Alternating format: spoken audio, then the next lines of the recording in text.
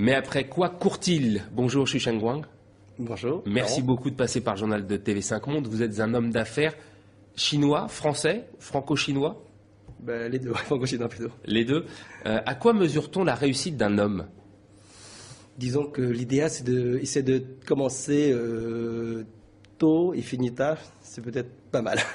D'accord. Votre grand-oncle est arrivé à Marseille dans le sud de la France. Il avait fait plus de 30 jours de bateau. Ça, c'était dans les années 30. Oui. Il se marie alors avec une Française. Oui. Pourquoi ou en quoi votre grand-oncle serait un modèle de réussite en termes d'intégration? Disons qu'au époque-là, déjà dans les années 30, il n'y a pas de temps et qu'il est très courageux. Donc il commencerait bien intégré. Il a pris français, il a aidé un peu la guerre. En plus, c'est marié avec une Française. Donc à ce base-là, il a intégré très vite depuis son arrivée, quoi. Vous m'avez dit qu'il n'avait pas les moyens financiers de pouvoir se payer le billet de retour. S'il les avait eus, est-ce que vous pensez qu'il serait retourné en Chine ou il serait resté en France? Disons que souvent, à l'époque-là, celui qui gagnait un peu de sous, on retournait en Chine pour acheter du rizière pour devenir riche. Donc ceux qui sont partis en Chine, généralement, ils ont mieux réussi que de rester, c'est parce qu'ils n'ont pas beaucoup de moyens. Vous avez le choix, vous, aujourd'hui. Est-ce que vous repartiriez vous installer en Chine ou vous préférez pour l'heure rester en France? Je pense que pour moi, je préfère rester en France, puisque vu que mes enfants sont nés en France, ils ont fait des études en France. Donc aujourd'hui, ça sera beaucoup mieux qu'on soit resté en France, puisqu'on est assez nombreux quand même en Chine. La communauté chinoise en France est forte d'environ 500 000 membres. La moitié sont sur la région parisienne. Vous vous êtes installé à Aubervilliers. Votre arrivée remonte à 1978. Votre papa, lui, était là 4 ans avant vous. Oui. Votre maman est arrivée en 76. Vous venez de Wenzhou, c'est dans la province de Zhejiang, je prononce correctement. C'est ça, Zhejiang. Pourquoi est-ce que vous êtes parti de Chine? Votre famille est-elle partie de Chine? Disons que quand on est petit, quand on a des liens en étranger, le rêve, c'est de quitter le pays pour connaître un peu mieux étranger et trouver un travail mieux que où on est en Chine. Parce qu'au époque-là, en Chine, c'est pas comme aujourd'hui, l'économie, la Chine de développement n'a pas été aussi puissant qu'aujourd'hui. En 78, vous avez 13 ans. Vous arrivez ici en France, vous faites une classe pour apprendre le français, puis vous faites une classe dite CPPN. Oui. C'est une classe technique. Oui. Et votre société, aujourd'hui Eurasia Group, oui, est cotée en bourse. Oui. Hormis votre capacité de travail, quelles sont les circonstances qui vous ont permis d'avoir cette évolution?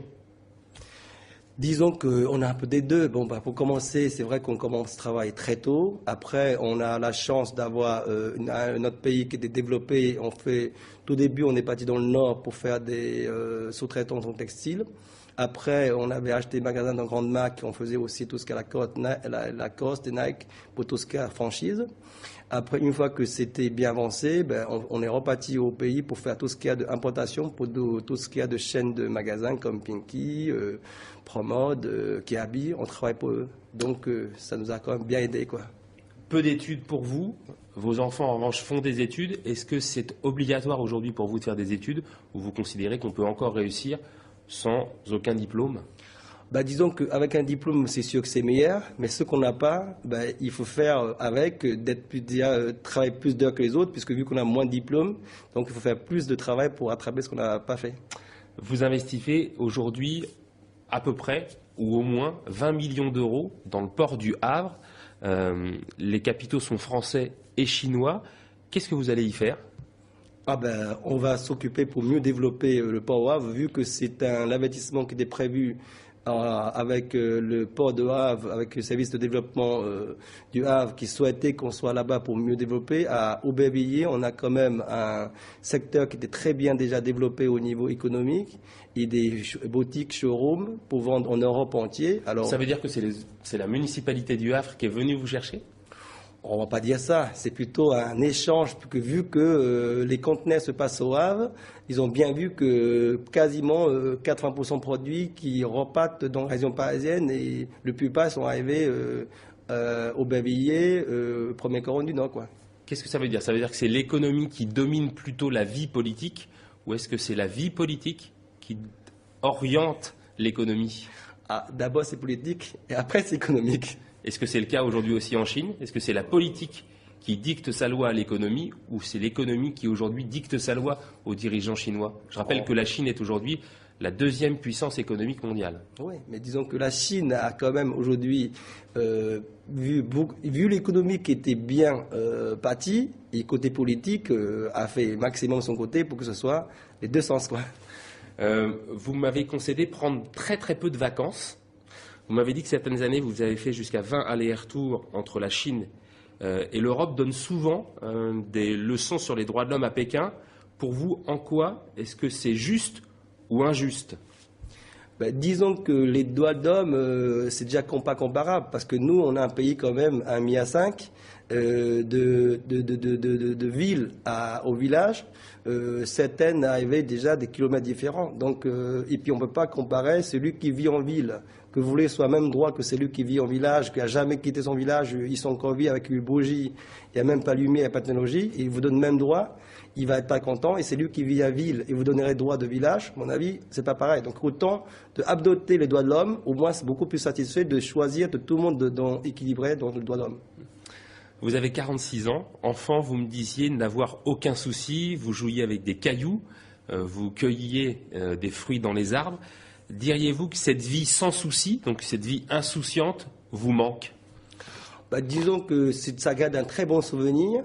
Mais manquer, pas vraiment, parce qu'aujourd'hui, on a une situation beaucoup mieux.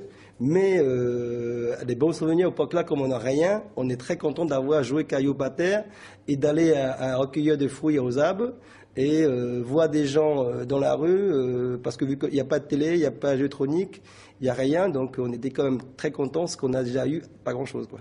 Avant de faire votre réussite, vous avez travaillé dans le restaurant de vos parents. Oui. Le président Sarkozy loue souvent l'intégration réussie de la communauté asiatique, donc ça englobe tous les Asiatiques en France. Qu'est-ce que vous en pensez, vous? Disons qu'il faut choisir. Aujourd'hui, dans les restaurants, il y a beaucoup de gens sont réussis. Chaque activité a toujours une réussite dans n'importe quoi. Simplement, il faut toujours avoir la volonté pour aller au maximum de la réussite. On va se quitter avec cette citation. L'expérience est une bougie qui n'éclaire que celui qui la porte. Et c'est de Confucius. Merci beaucoup, Xu Xiangwang, d'avoir accepté l'invitation de TV5 Monde. Merci, Laurent.